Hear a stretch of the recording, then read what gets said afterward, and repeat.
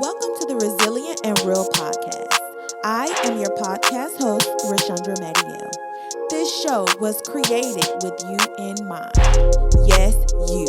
See, like me, I'm pretty sure you're on a journey towards living a more fulfilling and purpose-driven life. This podcast is all about real, raw, positive, forward-thinking situations and experiences that will inspire you to make the ultimate comeback from every setback.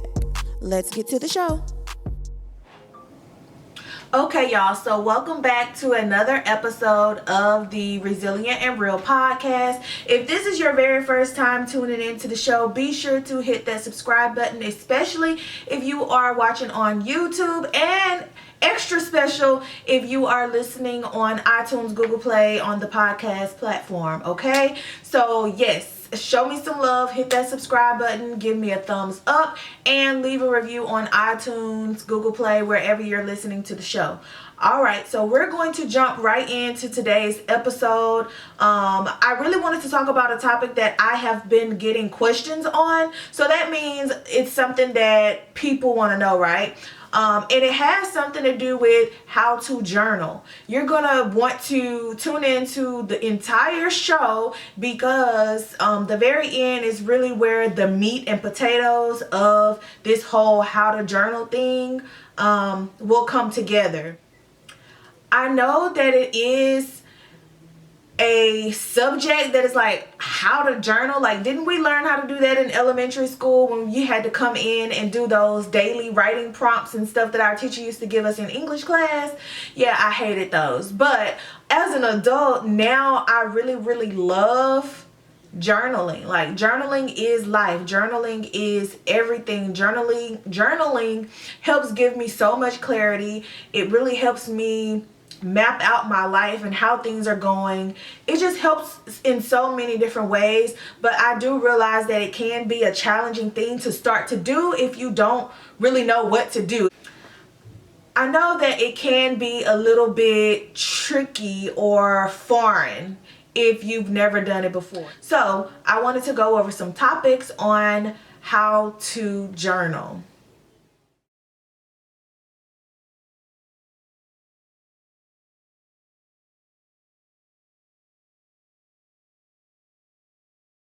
So number one, you need to know that there is no right or wrong way to journal, okay? The activity of journaling, the act of journaling will evolve over time. The more you do it, the easier it'll be. You'll be able to come into your own flow. You will be able to just have your own specific, unique way of doing it, okay? So number one, you need to know that there's no right or wrong way to do it. Number two, purchase you a journal and some nice pens. Now, you can find your journal anywhere. You can go to the dollar store, you can go to Target, you can go to a bookstore, you can go to TJ Maxx, you can go to Marshall's, Ross. All those different types of stores will have a section with journals that are pretty affordable. There are cute ones, really detailed, niche specific ones that you can find online. Amazon, you can probably type in the hashtag journals and so many different type of journals will come up because people create journals that are niche specific. So if you want a relationship journal, there's one for that. If you want a business journal, there's one for that. If you want a journal to help you grow in your spiritual life, there's journals that are specifically targeted for that. So that the writing points, prompts, and everything in the journal will go toward that specific area, okay? So that's where you can go and get you a journal at. You also want to pick up some nice pens. I know for me, I'm not really just into writing like that, so I really just kind of balled out a little bit and was like, let me just get these expensive pens so that I can feel fancy and stuff like that. Y'all, I'm a little extra sometimes, but yes, go get you a journal, some pens, because this is something that you want to, feel excited about, feel good doing. So number three, set the mood, y'all. You're gonna want to set the mood. Put the kids in the bed, dim the lights, like don't have like the bright lights on, put on like a little lamp, make sure you're already showered, whatever, feeling good, got your lotions, everything on, grab you a drink, grab you a snack, turn on some music. With this, it just depends on what you want to journal about. If you're in like I don't know, like a lovey mood, maybe you want to put on some slow jams or something like that, or some your favorite love song playlist or whatever. If you're just in a mood where you want to connect with God and just worship God and stuff like that, then maybe you want to start with your favorite praise and worship playlist, have that playing, pray, get into the mood, and then just sit down and try to hear from God and see what he gives you. So yeah, you definitely want to set the mood. Also, light you a candle, get you your favorite incense, whatever you need to do to set the mood and get you relaxed. That's what you need to do. I feel like it's easier to get your thoughts together if you have just peace and you're not being interrupted by kids or whatever. I know me personally, I like to journal either early in the morning. I get up super early in the morning, or it's like late at night after everybody else is asleep and I just want some me time with like no distractions, no interruptions and stuff like that. So moving on, number 4, relax and let your mind open. Okay, this is very important. This is why setting the mood is important, because you want to be relaxed. If you're not in a relaxed state and it feels forced, then your mind is not going to be completely open. But you can still journal now, even though if you're not in that whole mood to journal, you can still sit down and get your thoughts out. You can still get it done. Do maybe some deep breathing exercises, whatever it's going to take to just really relax you. That's what you want to do when you're trying to get into the mind state of journaling, or start journaling. Number 5, this is the most important stuff. I told y'all to listen to the end because this is where you're getting into the meat and potatoes of how to journal.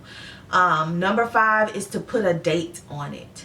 Okay, the reason why you want to put a date on it is because you want to be able to reflect back on the time period, the exact time and date that you had these feelings and experienced these feelings, because as time goes on, you're probably going to forget, and periodically you might look back at it and you want to know exactly what month, like what was going on at that time where I had all these feelings, or what was going on when this was a goal. Like you may want to reflect back on it, and having a date, just putting a time and date stamp on it, because some stuff might not come to fruition until later on down the road, and you want to be able to look back and say, oh boom, I know I wrote that in my journal that I was going to have this, that, and the third, and to see it actually come to pass, and to see God actually follow through on his promises that he made to you is going to make it just a little bit more real, and it's actually going to help increase your faith. And just really you want to have a timeline, so put a date on it. Okay, put a date, put a time on it. Each entry should have a date and a time. Number 6, you want to pray first. Okay, you either want to pray before you start journaling, or you want to write down just a prayer or a love letter to God, is what I like to call it. Like sometimes I just write him a little note, like, God, like I get a lot of stuff off my chest in the beginning, and I have that little time with him, and I like to write it down sometimes so that I'm able to go through and read it. Maybe I read through that same prayer or note to God for that same week, and I just meditate and really just drive home that same prayer. Okay, so the 7th point on how to journal is use writing prompts. Now, if you have a journal that already has writing prompts in it, then you're halfway there. It'll be questions, for example, like, if my body could talk, what would it say? Or name a compassionate way you've supported a friend recently. Then write down how you can do the same for yourself. It's just really a prompt, something that's going to cause you to think, something that's going to cause you to reflect on a certain thing or situation. What do you love about life? That's another writing prompt that you can use. If you don't already have writing prompts in your journal, it's 1,000. It's like so many that you can find on Google. Just Google writing prompts, and you can even be more specific by saying writing prompts for spiritual growth, writing prompts for personal growth, writing prompts to help me grow in whatever. You can Google prompts, and then you can just use those prompts to help you really kick off your writing and get your mind flowing and everything to just open up. My number 8 point on how to journal is to find a private place to put your journal. This is a really big deal because sometimes you might write some things in your journal that are very personal, and so you don't really want to have or just have that thought that it's like available, you know, like anybody can pick it up and read it. It's like accessible to people who you don't probably want reading your journal. So find a private place to store your journal. I'm not going to tell y'all that many little hiding spots, because then somebody might come over to my house and be like, let me check in her top drawer where she keeps her underwear up under there and see if her journal is there. Let me see what's been going on. So no, I'm not going to tell y'all where I store mine, but there are different hiding places around your house. Put it somewhere where nobody thinks to clean, like a hall closet or something like that. Nobody goes in there. Like, who's gonna go in there? Because nobody's going in there every day. Like, hide it somewhere where, like, hide it in a shoebox or something in your closet. Put it somewhere up under your mattress, up under the bed, wherever. Put it somewhere private so that you can be completely transparent with your thoughts and not have to worry about someone else finding them. Okay, so that is my tips on how to journal. I'm going to quickly recap all those points so that you can make sure that you got them down packed. Okay, number 1, there's no wrong way to do it. There's no right way to do it. You will eventually form your own way of journaling. Number 2, purchase your journal and some nice pens. If you're really, cutesy, get you a really, really cutesy, girly journal, customize it to what you like. Number 3, set the mood, y'all. Set that mood so you can get those thoughts flowing. Number 4, relax and let your mind open. Do some breathing exercises. Decompress. Really try to decompress. Number 5, put a date on it. Number 6, pray first. Write the prayer down. Just really try to pray first so that you connect with your whatever your spiritual is. I pray to God, whatever. So do what you do. Number 7, writing prompts. You can look for writing prompts, or you can use the writing prompts that are provided for you in your journal.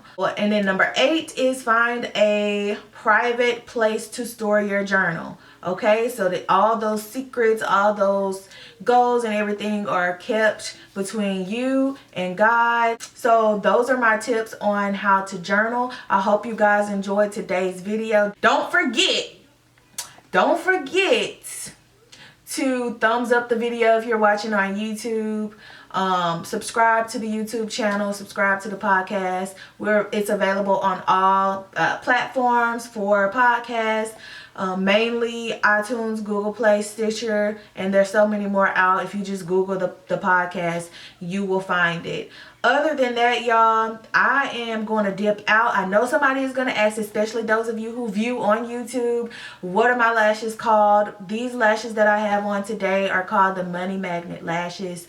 Money Magnet because in this year, we are attracting money to us. We're not chasing money. We're not chasing any bags. Those bags are coming to us because we are putting ourselves in position, okay? And we're fixing our mindset that we're attracting great things. We're attracting peace, prosperity, debt-free. We're just attracting so many good things. So yeah, pop on you some Money Magnet lashes so that money can be coming to you, okay? The lipstick that I have on today is the lipstick shade No Cap, because we're not putting a cap on any of our potential. We're not putting a cap on our goals. We're going all in. We about to go so hard behind what's ours that like nobody gonna even want to see you coming, because they already know you coming hard. All right, no cap. So that is it for today's show. I hope you guys enjoy, and we will talk again next week for some more R&R.